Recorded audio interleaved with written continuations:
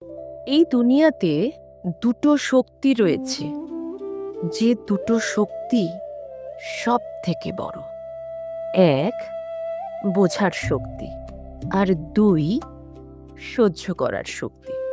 এই দুনিয়াতে এই যে এত মানুষ সবসময় বলে আমি ভালো নেই, আমি দুঃখে রয়েছি, তার কারণ কিন্তু তাদের কাছে কম জিনিস রয়েছে তা নয়, তাদের অভাব রয়েছে তাও নয়, তবু মানুষ দুঃখী।